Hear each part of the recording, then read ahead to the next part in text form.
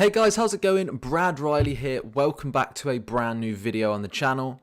And today what I thought I would talk to you about is how you can get better results for your social media management clients using the 70-20-10 rule.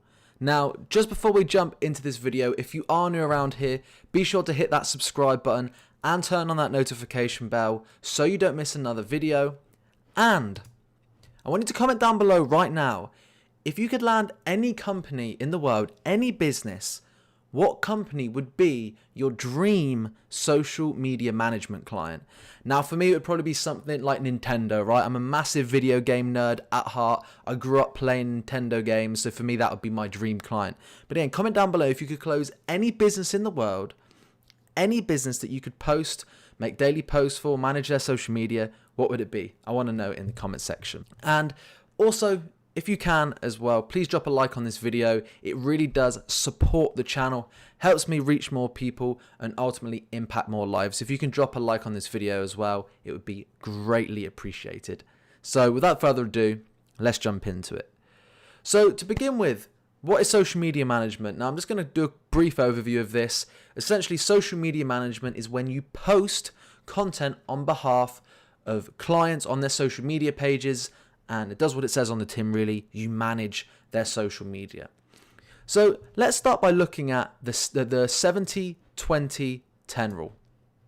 So I'm going to draw kind of a little box here, right? What I'm going to do, and these are just rough estimates, by the way. So we're going to draw a line here at 70%, 20% in 10. Okay, so we've got 10% in here, we've got 20 in here, and we've got 70 in here.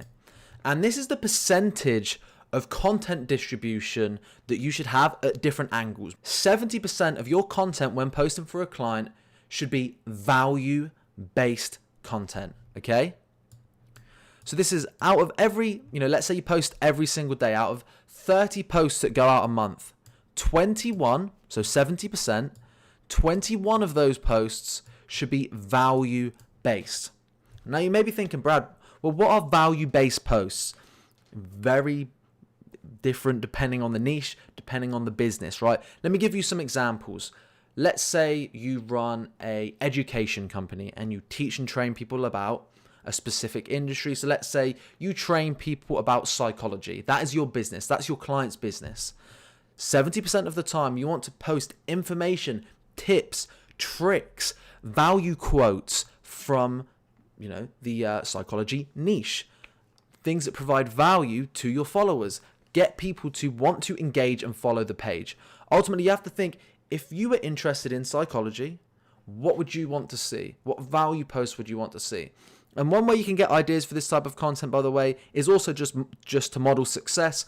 Go and check out other extremely successful psychology pages, see what they're posting and model it. Because the chances are, if they're doing it and it's a renowned successful business and their social media is popping, they get in a bunch of engagement, it probably works and it's probably been tested. So you can model success with this, but always think, what would the customer want to see? What could they gain value from? Let's say you close an accountant, tips, tricks on how to save money on taxes, finance tricks, investment tricks and tips, all that stuff. Again, things that provide value to the audience. And you want to be posting this value content 70% of the time. Because what happens for the most part when I speak to prospects is they want to sell 24/7. They want every single post to be about their products. They want it to be an offer, a reason that they should buy their product and all this stuff. But nobody follows anyone on social media to just be sold 24/7. You wouldn't want to follow a page that just spams their products all day. So why on earth do you think your client's customers will want to follow that page? They won't. Okay, so 70% of the time, you want to make sure you're posting value-based content. Now, 20% of the time, it is completely okay for you to make sales posts. And these are things that don't have to necessarily be salesy, okay? But these are things that are going to help drive revenue for a business. So a sales post could be something as simple as a testimonial. Now, a testimonial isn't directly asking for a sale. It's not an offer, right? 10% discount. No, that's not what a testimonial is. But again, it helps sell the product. It's social proof for the product. So let's say you have a client, again, who runs an accounting business. A sales post, a testimonial post could be, a testimonial from one of their customers that says, John Smith's accounting managed to save me $27,000 last year on my taxes. Great company. Boom. If you post that, that's going to help drive revenue. It's going to help sell the product or service. Another sales post could be very simple. The 10% discount, get 25% off, swipe up now. We've got this autumn collection coming. If it's a fashion brand, the autumn collection is dropping tomorrow. Do XYZ. Another sales type post could be, let's say it's an Instagram post, follow us on Facebook, sign up to our email list. Things that ultimately get customers into the funnel, and whether it's direct now or indirectly further down the line, is pushing them towards a purchase of some kind, right? And it's fine to do that 20% of the time, I've found, because you need to find the happy medium here. Because if you just do 100% value content, that's great. But as we know with marketing, unless you ask people to do something, if you don't, unless you have a call to action, people won't do it. Unless you tell people about your products, they won't know about them to purchase them.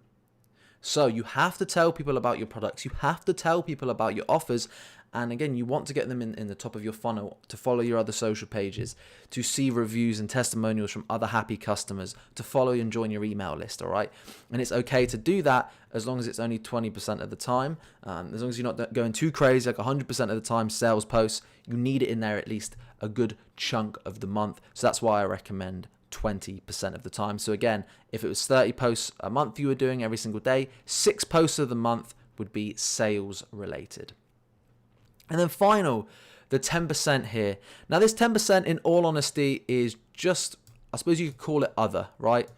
And what goes in this other section is a variety of stuff, right? This could be related to the team. This could be a post about the team, introducing Joanne, our new team member. Okay, that's not really a value post. It's not really a sales post, but it's an other type post, okay? Another thing that you could do here in other, let's say it's Christmas. Let's say it's Thanksgiving. Happy Thanksgiving from the team here at John Smith Media. Happy Thanksgiving here to everyone, from everyone here at Joanne Smith's Accounting. These are posts that need to go out but aren't directly related to value or sales. Another example could be a meme, a bit of comedy, a bit of fun, a bit of jokes, a bit of laughs. That's absolutely fine here and there to put a bit of humanity into a brand, right? Show people that there are humans posting this social media content, and it's not just like a robot behind a business, So posting memes, posting curated viral type content that's related to the niche to help gain some traction. That's absolutely fine to put here in the 10% other section. Now, by the way, this is just a complete rule of thumb. You don't have to be really specific with this and count out all the numbers. Oh, this month we actually have 22 value posts going out. Let's scrap it. It needs to be 21. No, that's not what I'm saying. You don't have to be really pedantic about this. It doesn't have to be precise and specific. This is more so just a general rule of thumb for you to follow. Just something for you to be mindful of when you're posting content on behalf of your clients, when you want to make sure you get the correct balance of value, driving revenue, and also kind of building rapport with your customers. So hopefully this helped. This is exactly what I use for all of my clients when it comes to social media management. And if you would like more information on how to get results for social media management clients, again, drop a comment down below with your questions and what you would like to see, and I'll for sure make some videos on it. Okay, so just before we end out this video, guys, I would love to mentor and help you to grow your business on a day-to-day basis. Now, I've recently released something called the Entrepreneur Accelerator, which is my personal mentorship group. Now, what's crazy about this group is it's a fraction of the price of any training program, any course, or any other mentorship program, or any event for that matter. It's a fraction of the cost with like 100 times the value. So I want you to check out the top link in the description where you can take a look at the sales page, see what's included. But to be honest, it's absolutely mind-blowing.